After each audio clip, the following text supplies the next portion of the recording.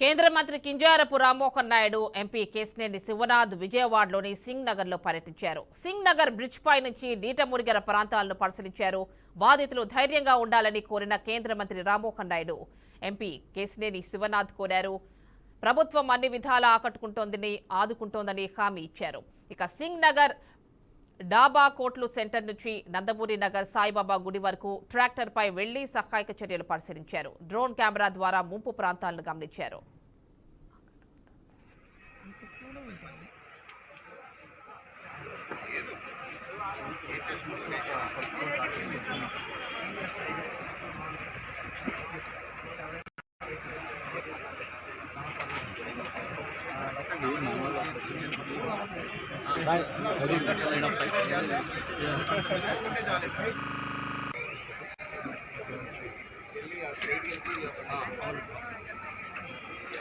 చాలా బెటర్